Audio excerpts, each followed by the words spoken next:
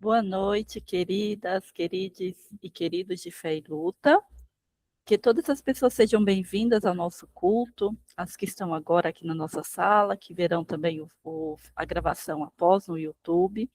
Estamos muito felizes por esse tempo de agradecer e tecer nossa espiritualidade, gratidão, amizade, companheirismo e acolhimento.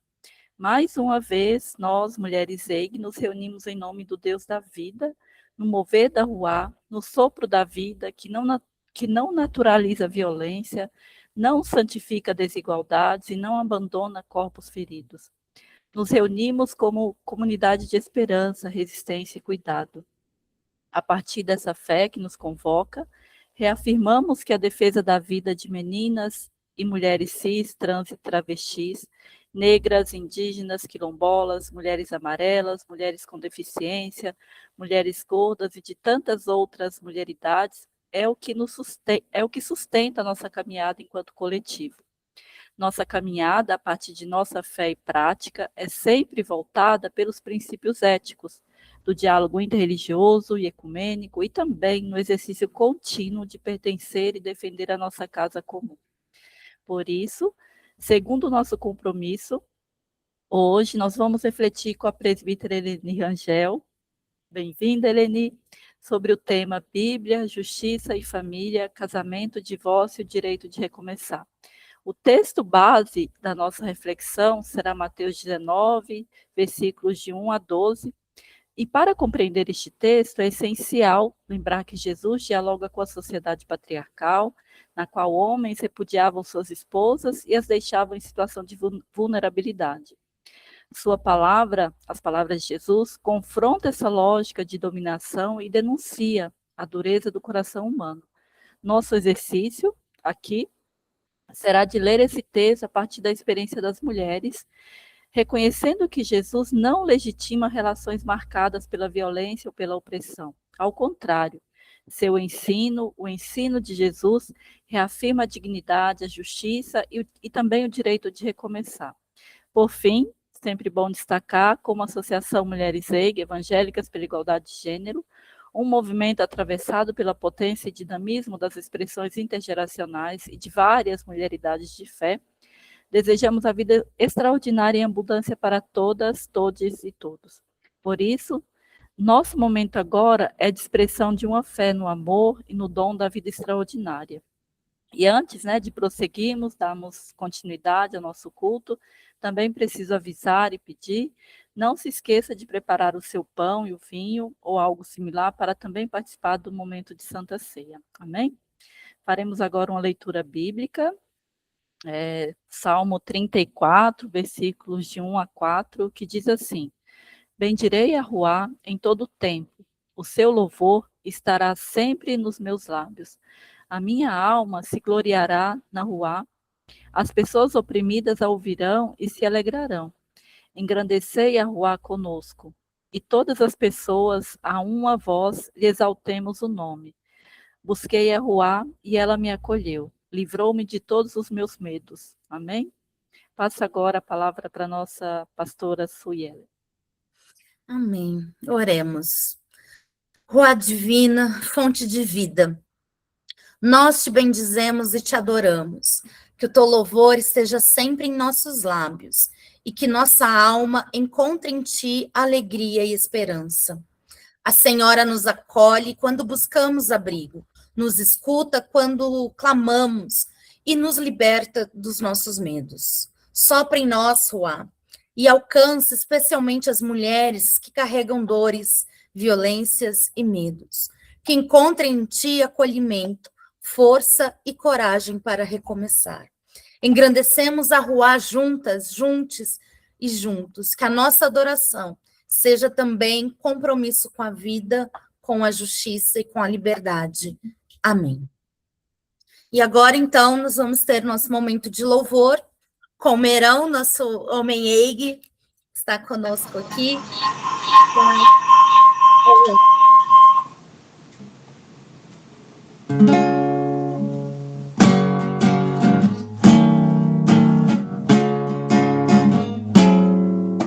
Ao único que é digno de receber glória, a força e o poder. Ao Rei eterno e imortal, invisível, mas real, a Ele oferecemos o louvor. Ao único que é digno de receber a honra e a glória, a força e o poder. Ao Rei eterno e imortal, invisível, mas real, a Ele oferecemos o louvor. Coroado és tu, ó Rei Jesus, coroado és tu, ó Rei Jesus, adoramos o teu nome, nos rendemos a teus pés, consagramos todo o nosso ser a ti. Coroado, coroado és tu, ó Rei Jesus, coroado és tu, ó Rei Jesus, adoramos o teu nome, nos rendemos a teus pés, consagramos todo o nosso ser a ti. Consagramos todo o nosso ser a ti. Consagramos todo o nosso ser a ti.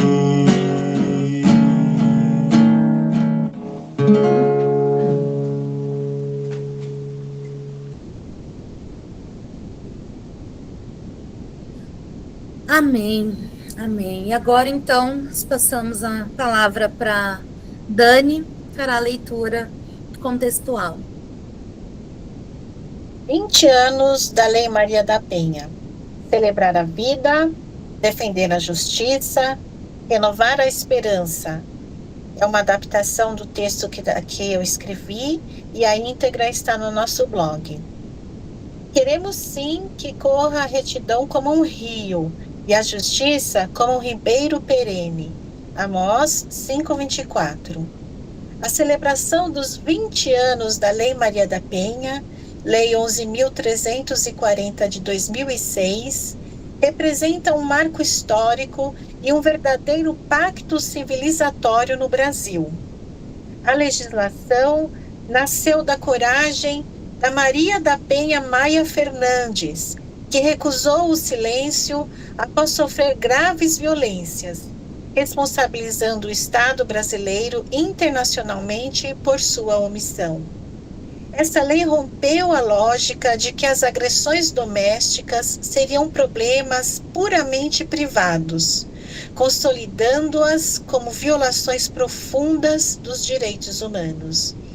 Sua força fundamenta-se em 4 eixos integrados: a prevenção educativa, a proteção e assistência à vítima, a responsabilização rigorosa do agressor e a articulação interinstitucional em rede.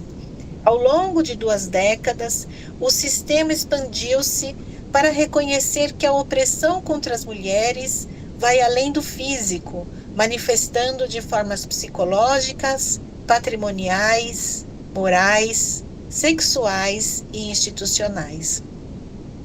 Apesar dos avanços jurídicos, a realidade brasileira ainda impõe desafios alarmantes que exigem honestidade e indignação. Em 2025, o país registrou uma média trágica de 4 mulheres mortas por dia vítimas de feminicídio, além de manter o doloroso posto de nação que mais mata travestis e mulheres transexuais no mundo. Sob o olhar de uma perspectiva ecotransfeminista antirracista, compreende-se que as violências contra os corpos femininos, cis e trans, e a exploração predatória da natureza partilham da mesma raiz de dominação do sistema capitalista, colonial, racista e patriarcal, Mulheres negras, indígenas, quilombolas, periféricas e com deficiência enfrentam vulnerabilidades multiplicadas. Como movimento de mulheres evangélicas, afirma-se categoricamente que o cuidado e a defesa da integridade feminina emanam do próprio coração do Evangelho e não se opõem à fé cristã. O ministério terreno de Jesus foi marcado pelo acolhimento de mulheres invisibilizadas pela sociedade patriarcal de sua época, como a mulher samaritana, a mulher com fluxo de sangue e Maria Madalena. Jesus atuou restituindo-lhes a dignidade plena. A leitura ecotransfeminista das Escrituras nos ensina que a Ruá, o Espírito de Deus, é sopro de vida e justiça para toda a criação, tornando o racismo, a misoginia, a transfobia e a destruição ambiental pecados estruturais que ferem a imagem divina. O perdão e o amor não se confundem com a submissão cega, nem com a manutenção de relações abusivas sob o manto do medo. Olhando para os próximos 20 anos, o compromisso exige expandir a autonomia econômica das mulheres e qualificar a rede de apoio. É dever das igrejas serem espaços de acolhimento e nunca de silenciamento, unindo fé e ação ativa para manifestar o projeto de Jesus: justiça, paz e vida em abundância para todas as pessoas.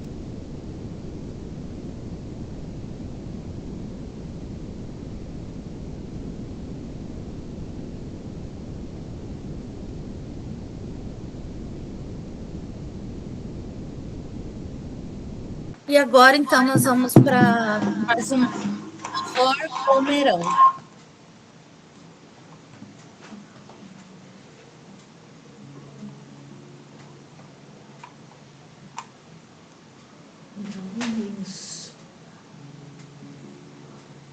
É a música?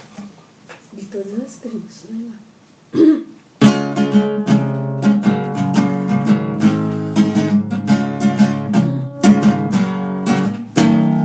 De todas as tribos, povos e raças, muitos virão te louvar. De tantas culturas, línguas e nações, tempo e espaço, irão te adorar. Bendito seja sempre o Cordeiro, Filho de Deus, raiz de Davi. Bendito seja o seu santo nome, Cristo Jesus, presente aqui. Remidos comprados, grande multidão, muitos virão te louvar. Povo escolhido, teu reino e nação, no tempo e no espaço, irão te adorar. Bendito seja sempre o Cordeiro, Filho de Deus, raiz de Davi. Bendito seja o seu santo nome, Cristo Jesus, presente aqui. E a nós nos cabe tudo dedicar, oferta suave ao Senhor. Dons e talentos queremos consagrar, a vida no teu altar, pra teu louvor. Bendito seja sempre o Cordeiro, Filho de Deus, raiz de Davi. Bendito seja o seu santo nome, Cristo Jesus, presente aqui.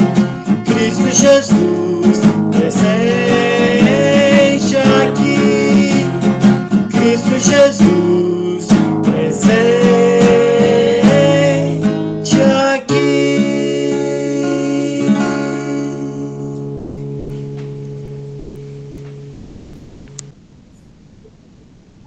Santa Ruá, escuta o nosso clamor.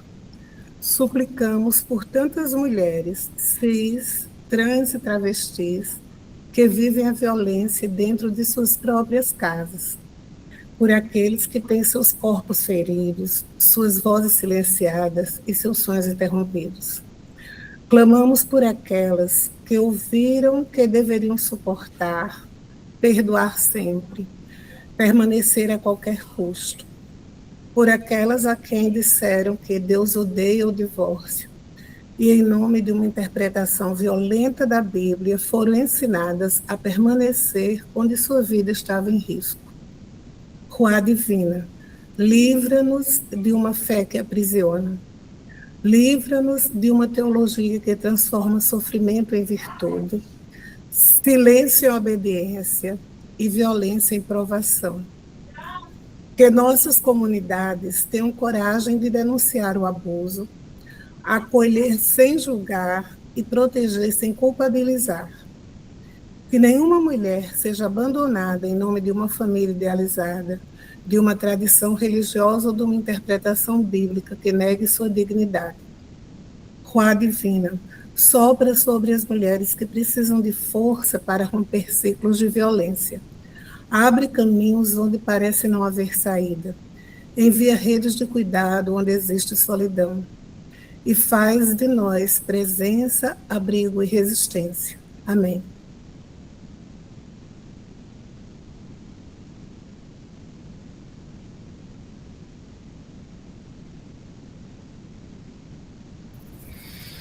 Queremos fazer agora a oração de iluminação.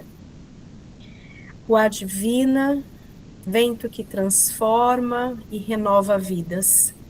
Abra nossos ouvidos, corações e mentes para acolher a tua palavra. Ilumina a mente e o coração de nossa irmã, presbítera Eleni, para que sua mensagem seja instrumento do teu sopro entre nós.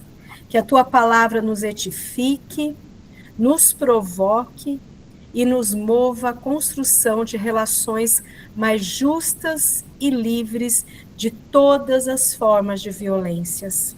Que ela não permaneça apenas entre nós, mas se torne força para a transformação de nossas vidas, nossas comunidades e nossa sociedade. Em nome de Jesus. Amém. Eleni? Muito boa tarde, boa noite a todas, todos e todes. Mais uma vez, obrigada pela oportunidade. Eu quero agradecer por esse privilégio de estar aqui entre vocês, de mais uma vez compartilhar a palavra de Deus nesse espaço que é tão plural e onde eu tenho aprendido tanto. Quero saudar todas as pessoas que estão nos acompanhando agora ou que vão nos ver em outro momento, com a graça e a paz de Jesus.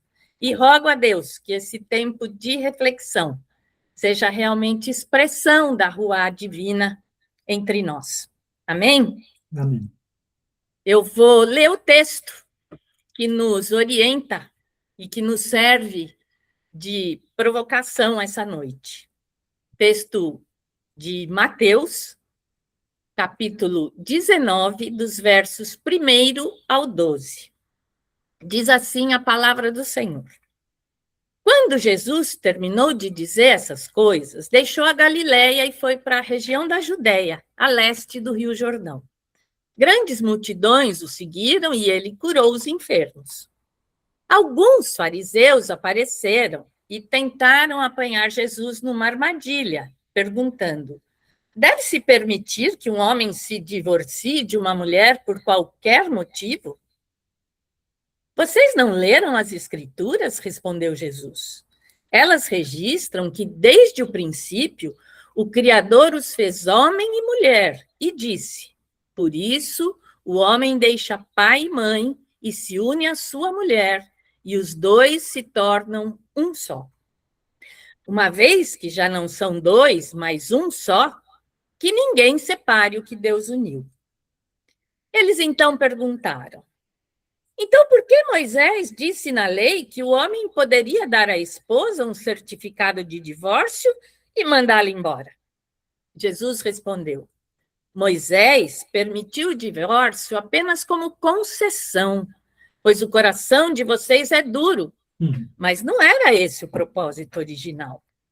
E eu lhes digo o seguinte: quem se divorciar da sua esposa, o que só poderá fazer em caso de imoralidade, e se casar com outra, cometerá adultério.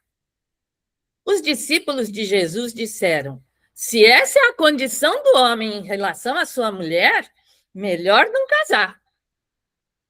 Nem todos têm como aceitar esse ensino, disse Jesus. Só aqueles que recebem a ajuda de Deus. Alguns nascem eunucos. Alguns foram feitos eunucos por outros. E alguns a si mesmos se fazem eunucos por causa do reino dos céus. Quem puder, que aceite isso. Palavras do Senhor.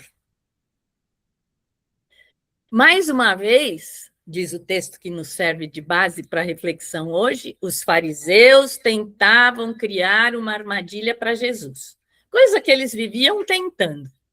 A pergunta, dessa vez, dizia respeito ao divórcio, versículo 3º. Deve-se permitir que um homem se divorcie de uma mulher por qualquer motivo? Eles não queriam saber se Jesus era a favor do divórcio, mas se a mulher podia ser repudiada por qualquer motivo. Porque é disso que se trata, de um movimento do homem em relação à mulher, e não o contrário. Naqueles dias, as mulheres eram repudiadas por seus maridos pelos motivos mais torpes. Assim como hoje, mulheres são vítimas de violência simplesmente porque o arroz não ficou do agrado dos seus maridos. E muitas vezes elas eram repudiadas sem carta de divórcio, o que significava, naquele contexto, uma grande violência. Afinal, uma mulher sem um homem que se responsabilizasse por ela não tinha qualquer direito garantido. Lembram-se da mulher samaritana? Ela já tinha tido 5 maridos, se é isso de fato que Jesus está falando, mas se ela tinha tido 5 maridos, não foi porque ela escolheu, mas ela foi repudiada, ela foi abandonada, e ela precisava encontrar alguém para estar com ela, para que ela tivesse minimamente algum direito garantido. Muito bem. Jesus, diante dessa pergunta, responde que, a princípio, não é favorável ao divórcio, porque o projeto original de Deus é de uma união indissolúvel. Assim como a Trindade, no casamento, homem e mulher se tornam um, e então expressam plenamente a imagem de Deus. Um Deus que é trino, 3 pessoas em unidade. Não porque homem e mulher se completam, como aquela história de metade da laranja, nada disso. Mas porque, em sua integralidade, como indivíduos, se expressam plenamente numa relação de amor, de respeito, de cumplicidade e companheirismo em prol do projeto de Deus para a humanidade. Os fariseus, então, tornam a perguntar no versículo 7º. Então, por que Moisés disse na lei que o homem poderia dar à esposa um certificado de divórcio e mandá-la embora?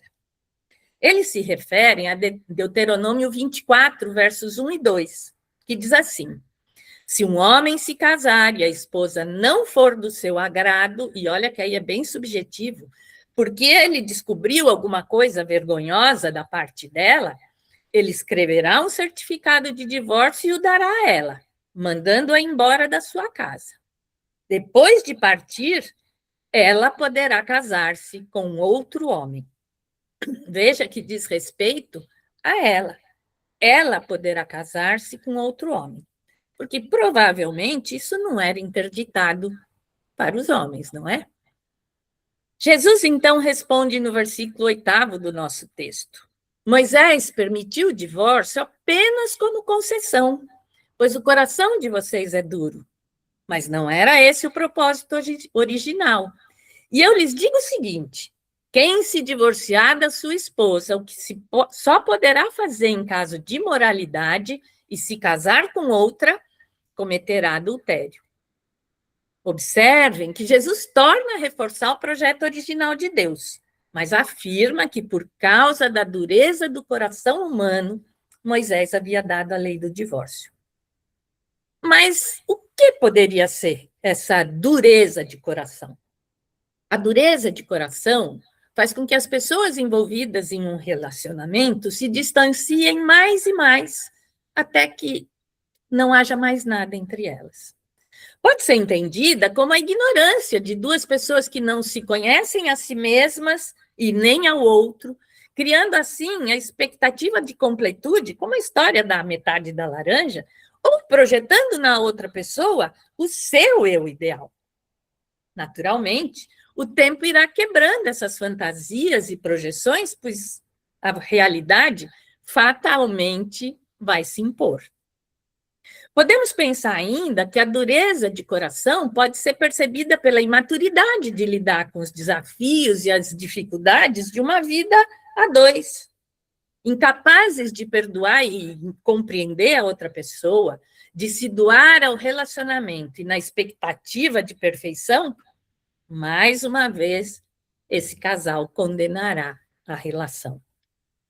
Porém, o que melhor sintetiza a dureza de coração é a ideia de iniquidade.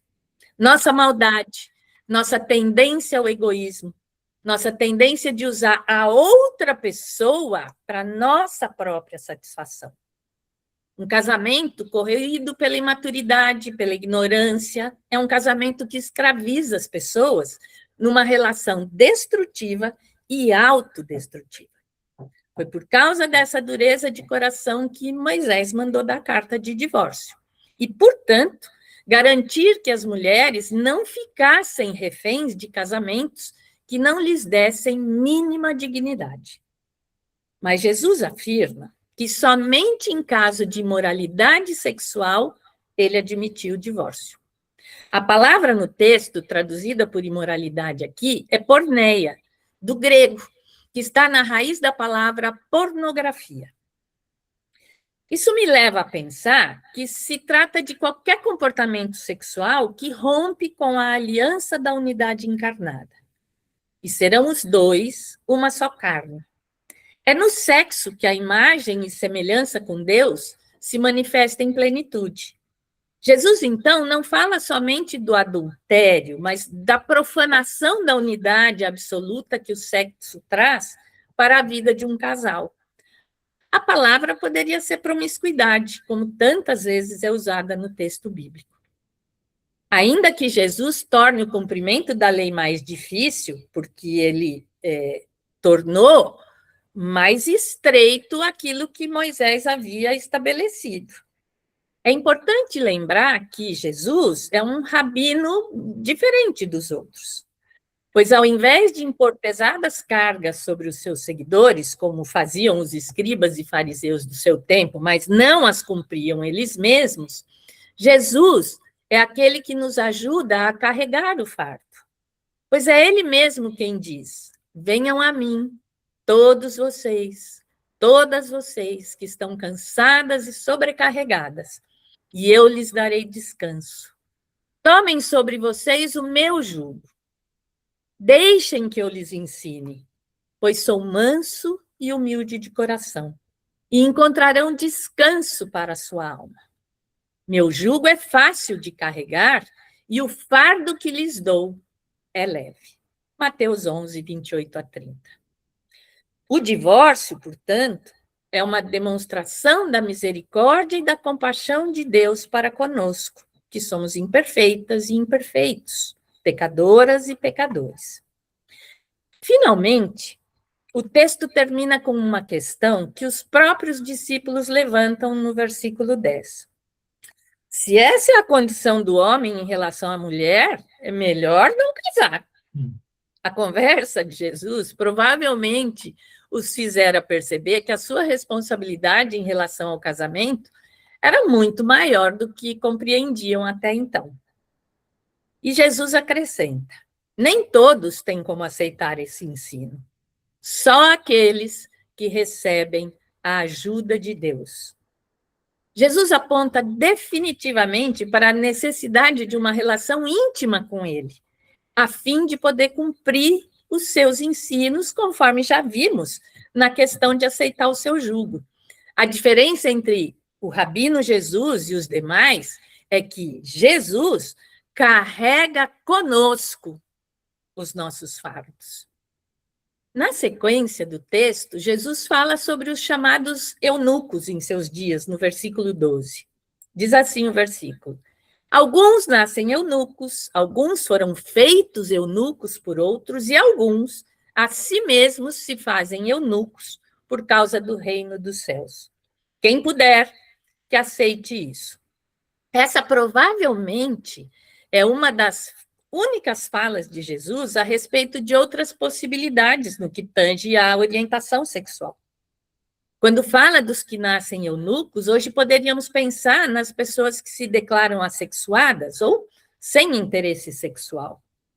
Sobre os feitos eunucos, uma prática comum naqueles dias, a castração, que infelizmente ainda hoje é praticada em muitos lugares, tanto em homens quanto em mulheres, mutilando essas pessoas e limitando-as quanto ao prazer sexual. E, finalmente, os que se fazem eunucos por escolha, ou seja, praticam o celibato por convicções pessoais. E Jesus termina dizendo: quem puder, que aceite isso. É interessante essa afirmação, pois ela sugere que há muito a aprender e aceitar sobre a criação de Deus.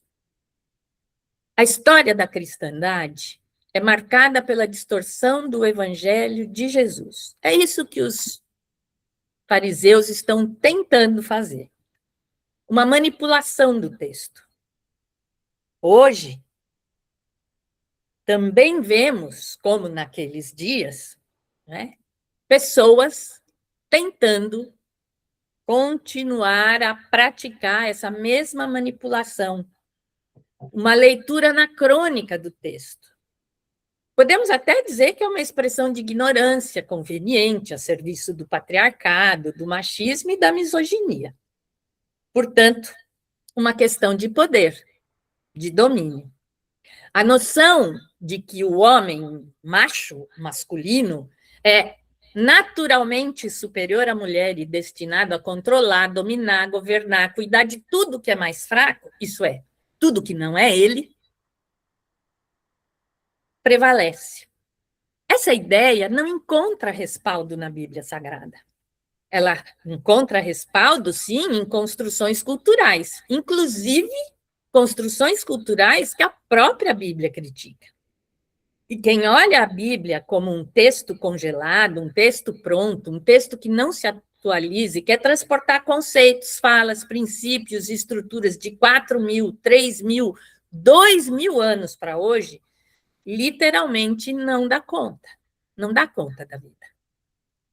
Uma masculinidade construída a partir da noção de controle não está de acordo com o Evangelho de Jesus.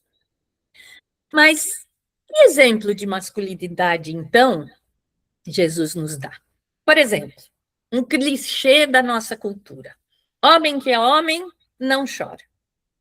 Jesus chora. Jesus chorou. Não uma, nem duas vezes. Jesus é um homem que chora. Jesus é um homem que cuida. A figura que Jesus usa, conhecida, eu queria trazer Jerusalém para debaixo das minhas asas, como uma galinha junta a seus pintainhos. O ministério de Jesus era financiado por mulheres. Jesus tinha mulheres que pagavam as contas dele. E ele não se sentia diminuído em nada por isso. Jesus se relacionava com as mulheres, inclusive trazia as mulheres para um lugar que era considerado apenas direito dos homens. Na história de Marta e Maria, que conta que Maria estava sentada aos pés de Jesus, ouvindo-o falar, Maria, de modo geral, não poderia estar ali.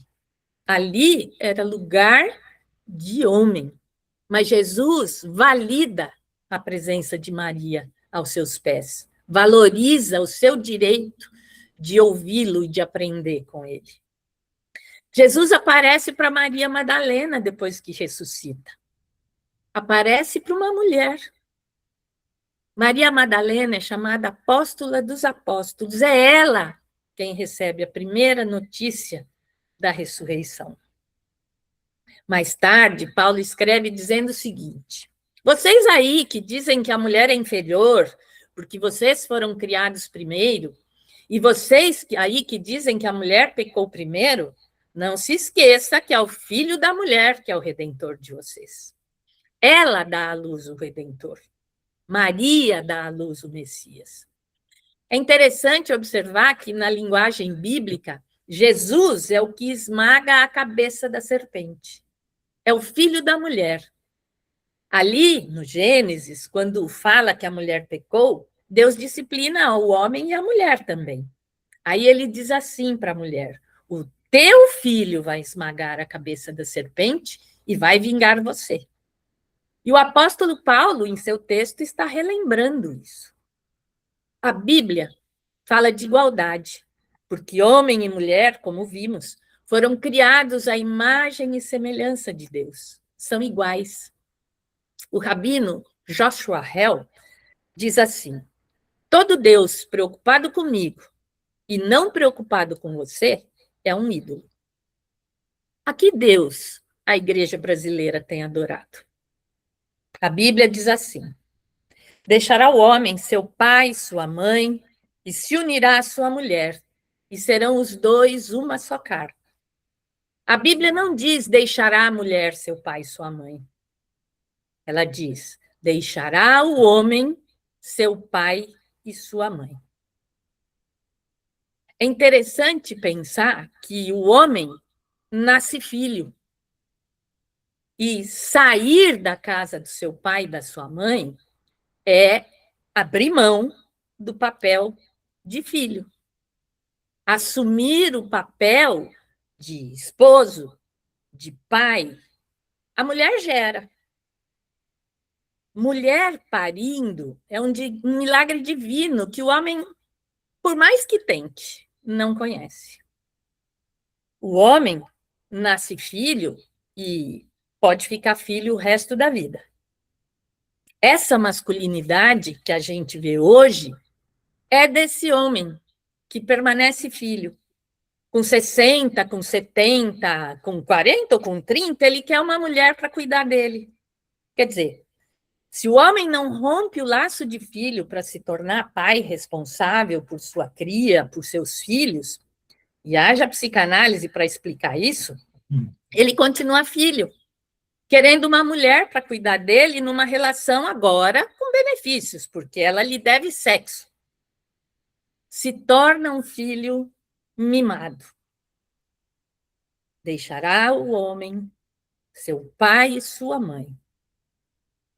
Ele precisa mudar de patamar. Mas a masculinidade que vemos hoje não oferece isso para esse homem. Não é? Mas por que essas ideias seguem prevalecendo no seio das nossas igrejas? Quem é que governa a igreja? Quem é que escreve teologia? Quem é que interpreta a Bíblia? Quem é que dá aula no seminário? São homens. A grande maioria, homens. Isso é reflexo do patriarcado. Hoje, graças a Deus, a gente tem muitas mulheres teólogas, muitas mulheres biblistas de extrema qualidade. Está aqui professora, doutora Suê, que não me deixa mentir. Mas isso, para o Brasil e para a Igreja Evangélica Brasileira, é um fenômeno muito recente. Uma igreja que é masculina na sua governança e na sua pedagogia vai produzir e reproduzir o machismo estrutural. O Evangelho de Jesus é libertador. O Jesus em quem dizemos crer é libertador. Só que liberdade é assustadora. Liberdade dá trabalho. Então, o que a extrema-direita chama de ordem, a gente chama de violência. O que a extrema-direita chama de bagunça social e moral, de degeneração social, a gente chama de sociedade plural. A gente chama de respeito à dignidade e às consciências individuais. Controlar, hierarquizar, dominar e padronizar é anti-evangelho, porque o evangelho, repito, é libertador. O evangelho é fundamentalmente relacional. Ele se propõe a restaurar nossos relacionamentos rompidos e a nos estabelecer como uma comunidade fraterna de amor. O evangelho é uma mensagem de aliança. Ele se propõe a estabelecer uma aliança entre Deus e nós no sangue de Cristo. Isso é, na vida de Jesus Cristo, conforme ele se manifesta em nós. É por isso que o evangelho é uma mensagem de salvação, uma mensagem de uma experiência alcançável, de amor mútuo e recíproco com Deus, que pode trazer alegria e profundo significado à vida de qualquer pessoa e nas suas relações com as outras pessoas à sua volta. Que Deus nos ajude a compreender e a viver esse evangelho libertador de Jesus, para a honra e glória dele e para a restauração das nossas vidas, em todas as suas dimensões. Amém? Amém.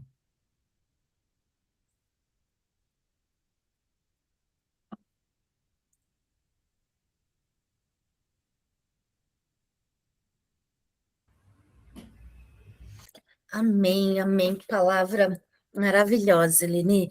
Passamos então agora para a reverenda Alex, vai ministrar a ceia para a gente. Amém. Obrigada por essa palavra, por tocar os nossos corações, a nossa existência.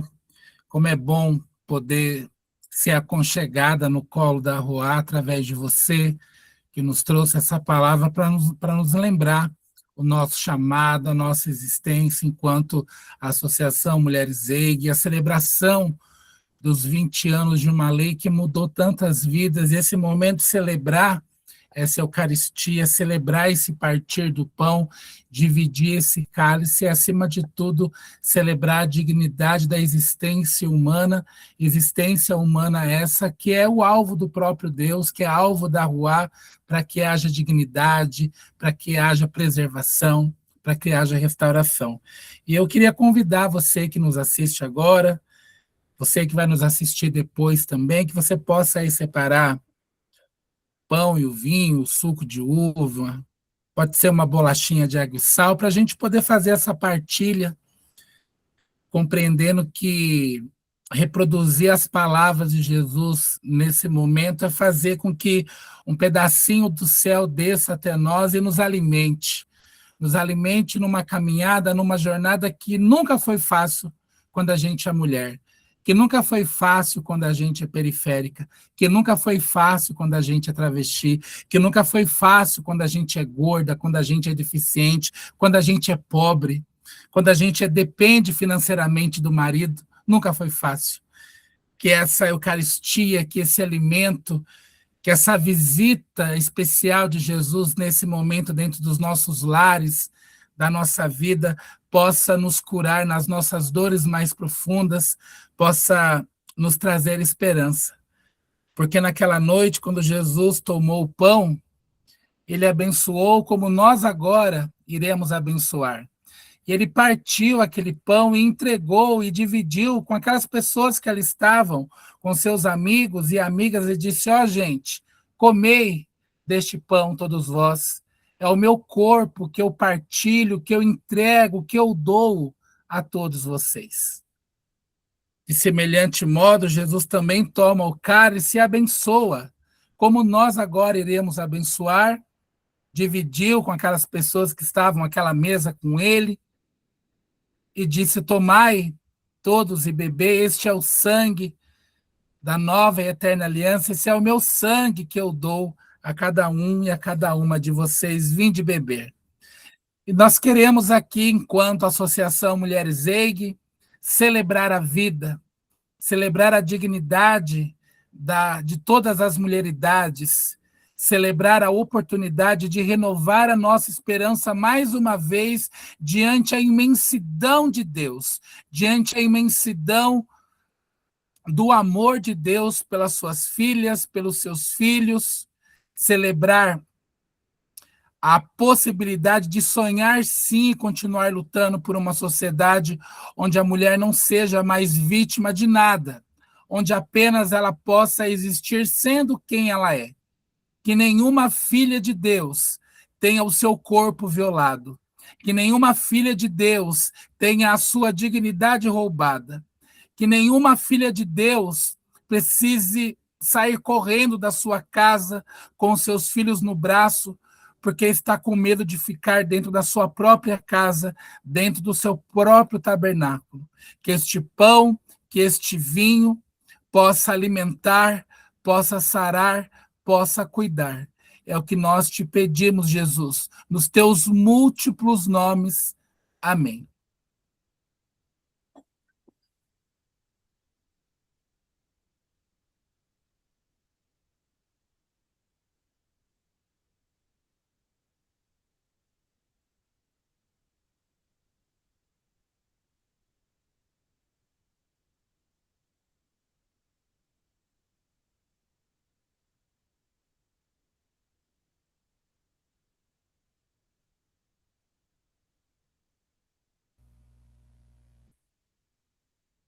Amém. Amém. Obrigada, reverenda Alexia, presbítera Eleni. Muito bom ouvir vocês hoje, participar desse momento. Eu passo agora para aquele outro momento dos avisos, dos grandes avisos da nossa associação. Alguns são lembretes, né? Acho que o primeiro, mais importante, de acordo com a nossa agenda, é lembrar que no dia... já tivemos uma formação esse mês de agosto, agora temos outra formação, mas em setembro, né? No dia 3 de setembro, às 20 horas, nós teremos uma formação com a assessoria de Graça, da pastora Graça e também da pastora Home Bank. E o tema dessa formação é sobre a laicidade do Estado, né? Qual o entrave para existir de fato a laicidade do Estado? Então, fica de olho nas nossas redes, né? Vamos informar também nos grupos. Um outro lembrete que eu trago, a gente tem esse costume de sempre reproduzir aqui, né, o nosso mote, o mote de 2026 da Associação Mulheres EIG, que diz o seguinte: o abuso floresce onde o silêncio da igreja faz sombra, né? É uma frase que nos orienta e nos traz muita reflexão também, e a gente sempre gosta de lembrar durante todo o ano, nesses momentos aqui de culto. Nós temos culto também no próximo mês, né? Vamos manter a agenda, terceiro sábado do mês, às 19 horas. A gente também insiste em dar esse aviso, se alguém canta, gosta de tocar, deseja participar dos momentos musicais do culto, né? Entrar em contato comigo, ou com a Sui, ou com a Elisa, ou com a Valéria, ou com a Alexia, nós que somos membros, né, ativas da Comissão de Liturgia e Espiritualidade da EIG. Também quero deixar uma dica: visite o nosso site, né, mulhereseig.org.br. Há materiais importantes, né, de consulta de nosso trabalho, de projetos, né, de finalização de projetos. Eu acho que eu posso citar dois. Um deles é a cartilha Mulheres com Deus, Caminhos para uma Vida Abundante e Segura. E também tem o nosso protocolo antirracista, né, construído de forma coletiva e há alguns meses disponibilizado ali também no site para quem quiser ler, enfim, compartilhar. Fica tudo ali no nosso site. E também, muito importante, se você nos acompanha, gosta do nosso trabalho, das nossas ações, das nossas iniciativas, nos ajude, né? Toda contribuição é bem-vinda. Temos os nossos projetos em andamento, o nosso trabalho do dia a dia. Temos o nosso Pix também, 46-320-129/001. 000188. Eu também queria pedir para a Alexia, acho que a gente pode abrir essa oportunidade para a Alexia falar um pouquinho do projeto dela, dessa mobilização que ela está tendo, né, Alexia, para conseguir a máquina para o seu novo projeto. Eu acho que a gente pode abrir essa oportunidade e você fala especificamente, seria muito bom e adequado e é uma maneira também da gente te apoiar. Por favor, Alexia. Ai, obrigada, Lau. Gente, eu estou com uma campanha aqui no Instagram e eu estou muito feliz porque a gente está caminhando, né? Eu estou ampliando o nicho aqui do meu ateliê de costura. Vocês sabem, eu sou professora, mas eu tenho um ateliê de personalizados e durante muitos anos eu fiz bolsa maternidade, carteiras, necessaire, e por conta da trombose que eu tive esse ano, da erisipela bilateral, eu tive que ficar de molho sem poder costurar, e eu acabei aproveitando esse momento para entender como que funcionava o mundo das lingeries, da moda íntima, e eu sempre quis fazer calcinhas, sutiãs, cuecas, enfim, e só que o maquinário que eu tenho aqui é um maquinário pesado para costurar courino, sintético, não máquinas para costurar microfibra, tecidos mais delicados como a renda. E eu preciso, então, de uma galoneira, que é aquela máquina que faz a bainha nas roupas, nos tecidos de malha, para poder passar o elástico e viés mexicano, assim como uma reta zigue-zague também, porque uma máquina travete, ela é 5 vezes mais cara que uma máquina zigue-zague industrial. Então, ela vai fazer o mesmo serviço para poder finalizar as costuras para não desmanchar. Eu estou com essa campanha aqui no meu Instagram, então, quem puder ajudar, quiser conhecer um pouquinho mais, é só entrar lá no meu Instagram, que está na bio, Alexa Salvador Oficial. Se puder ajudar, que a Rua abençoe. Obrigada, Lau. Amém. Muito bom, né? Acho que a Rua abençoe esse projeto, Alexia. No mais, também quero agradecer a todas as pessoas que participaram da construção dessa liturgia, a Eleni, o Merão, a Mariana Lima, que está aqui com a gente hoje, graças, Sui, todo mundo, eu também. Agradecer também as pessoas que nos acompanham também no YouTube, né? E é isso, gente. Eu passo agora a palavra de novo para a Alexia, para o nosso momento de oração final. Vamos seguindo. E é isso, gente. Amém. Deixa eu atualizar minha página aqui.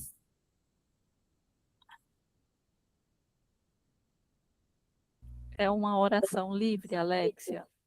Tá, eu achei, cadê? Oração livre, aqui. Depois você passa a Valéria. A gente vai seguindo assim. Maravilha. Então, vamos orar. Rua divina, senhora, amiga, advogada, paráclita, irmã que caminha conosco a todo momento da nossa existência. Te louvamos, te adoramos em comunhão com todas as mulheres da história, desde Eva até a Valéria, até a Sui, até a Dona Maria, até a Dona Francisca. Oramos com todas as mulheres na certeza de que nós não caminhamos o chão da existência sozinhas. E que naqueles dias onde a dificuldade, o medo, a angústia, o desespero, que nos leva muitas vezes até mesmo duvidar da tua presença, da tua existência. Que nesses dias onde o sol não chega à nossa casa, que a Senhora possa nos lembrar que não estamos sozinhas. Que a Senhora, Rua Divina, possa continuar levantando mulheres, homens também, que possam promover leis em defesa da vida de todas as mulheridades. E que nenhuma mulher, nesses 4 cantos do mundo, sejam colocadas diante de situação de violência, opressão e dor. E quando forem violentadas, quando forem subalternizadas, que a justiça possa acontecer e que a sua dignidade possa ser restaurada. Dai-nos uma noite tranquila de descanso. Dai-nos um domingo abençoado para que possamos iniciar mais uma semana debaixo das tuas asas, Rua, na certeza de que o teu cuidado, o teu amor é justiça. que a tua presença é justiça, que o teu querer em nossas vidas é justiça. Nós te louvamos, te adoramos, é o que pedimos agora e sempre. Amém. Amém. Glórias a Deus. Aleluias. Receba agora a nossa palavra de envio e a bênção final. Nós reiteramos nosso compromisso comunitário enquanto mulheres EIG, para sairmos daqui comprometidas, comprometides e comprometidos com a proteção de todas as famílias, com a proteção das meninas, com a dignidade das mulheres, com as novas masculinidades, com o enfrentamento da violência, com uma fé que cura e não adoece, com igrejas que acolhem e não silenciam, com o evangelho que liberta e não oprime. Amadas, amades e amados, que a Ruá Divina, sopro divino, ventania, que ela siga soprando vida em nós e através de nós, para que sigamos amando e cuidando uma das outras, de nossos relacionamentos e de nossa casa comum. Pois como nos lembra o salmista, como é bom e como é delicioso viverem as irmãs, irmãs e irmãos, de fato, juntos, unidos em comunidade de iguais. Que a nossa comunhão seja testemunho desse amor sem fronteiras, resistência contra toda forma de violência e anúncio profético de um novo mundo possível, justo e fraterno. Amém. Com o amor incondicional da divindade trina, que não faz acepção de pessoas, que nos faz refletir sobre relacionamentos saudáveis, renova em nós a esperança. Que a graça de Jesus, divindade que se travestiu de humanidade, que venceu a morte e faz a vida anunciada por Marias e nos deu a liberdade, produz em nós vida extraordinária. Que a comunhão, a alegria e a ousadia da divina Ruá, que habita em nós e entre nós, nos impulsione a ser abrigo e presença para as pessoas que estão e também se sentem sozinhas e desamparadas. E que em tudo nunca nos falte cuidado, nem companhia, nem amor. Amém.